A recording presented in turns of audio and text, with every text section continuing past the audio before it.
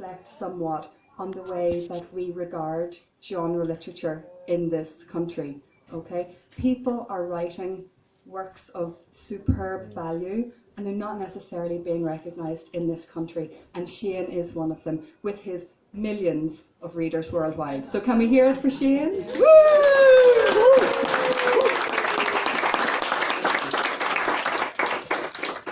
There are many, many other people in the room who deserve thanks, but I'm not going to, because we'd be here all night, because this book owes so much to so many people. But I can't start reading without thanking Alex. Stand up, Alex.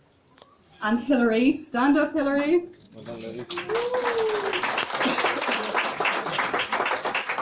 Alex Rees-Abbott is a multi-award-winning short story and flash fiction writer, and we're going to be here very, very soon for the launch of her first novel. And when it happens, you'll be hearing about it on my Facebook.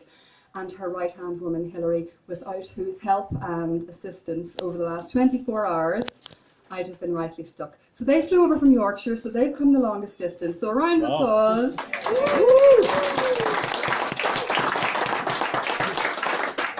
And the rest of you know who you are.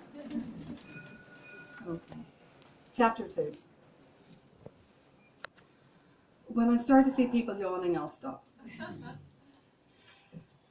The heavy dew of early winter sparkled in the low-hanging dawn, casting a glitter like diamonds over the grass and stones of the pauper's boneyard, and over the small, still form of Sally Mahon.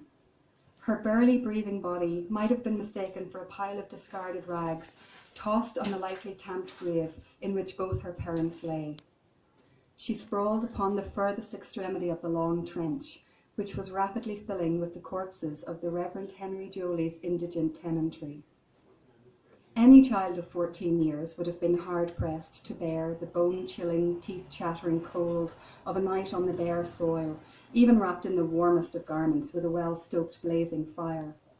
But Sally had neither kindling nor tinderbox, and her thin, ragged dress offered so little protection that one night she was going to slip away and join the corpses under the soil. Up until that morning she hadn't cared, would have welcomed the kind hand of death. But now a final, valiant spark of humanity drove her up from the soil, and she noticed at last the red-hot ripple of starvation in her gut. She dragged herself to her knees and then slowly upright, beating her thin arms against her body, stamping her feet.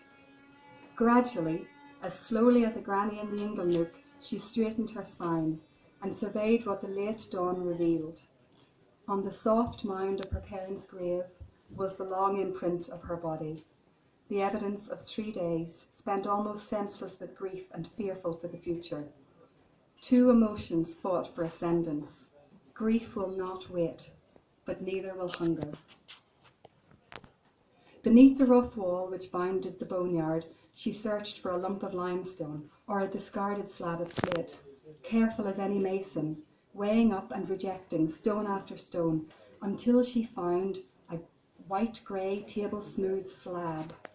She dragged the slab, her sinews straining and her breath hanging in a widening cloud on the cold, damp air, over to the heap of clay containing everything that she knew, every memory, every joyful laugh, every pain of past childhood and of the adulthood now so prematurely thrust upon her.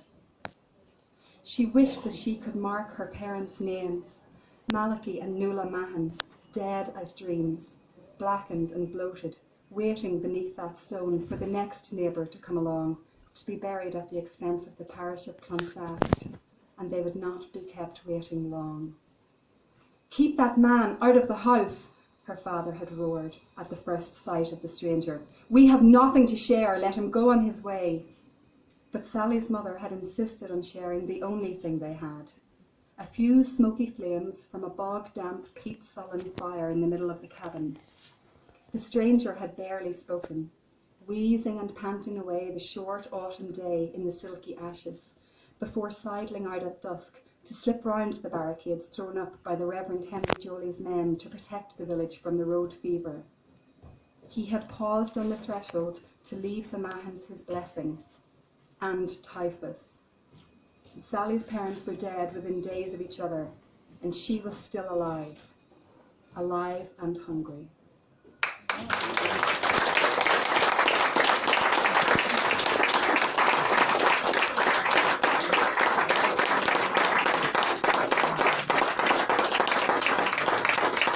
So it's a real bundle of laughs. Several agents did ask me to cheer it up a bit.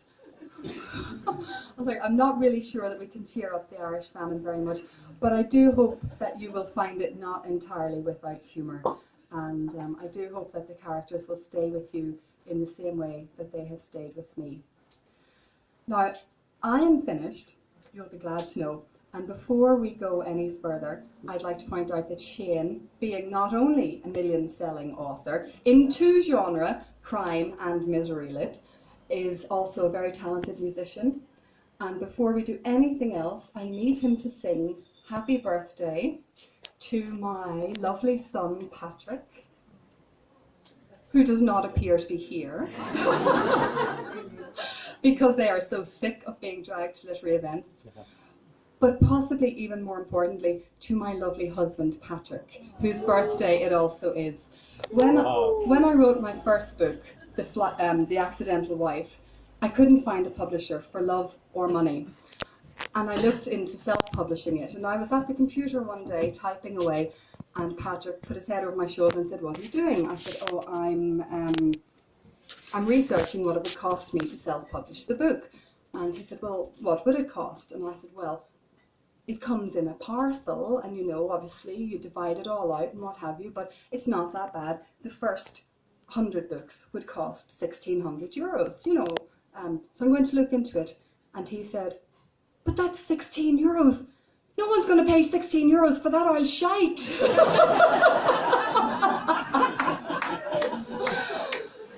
And that's why I love him so much. You're never ever going to get any airs or graces living in my house. And after I had published The Accidental Wife, which was published by a very small American publisher, a very, very different experience from having an Irish publisher, I put it into his hands and I said, "People are reading this book and you need to read it too," and he did. And from the day he closed the cover, he has been behind me like a bulldozer for the 4 years that I have been pushing The Flight of the Wren up a hill. The hundreds of times that I said, "This book will never see the light of day." The dozens of times that I walked away for weeks or even months at a time and said, "Someone else will have to tell the Wren story.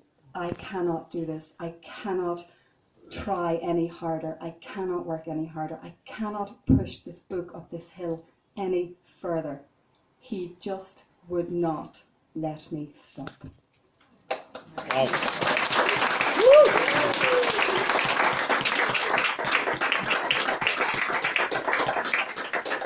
I'd also like to acknowledge that it's very likely that we will be getting divorced. Happy birthday, Shane. Happy birthday to you. Happy birthday to you. Happy birthday, dear Patrick. Happy birthday to you. Woo! Hey!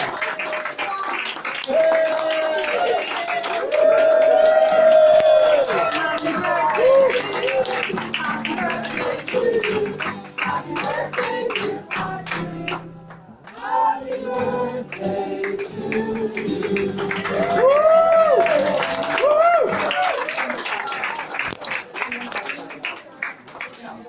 Lovely. Shane has one more song for us, and then we're all going to drink a great deal more and come back and buy an extra copy of it. Thanks.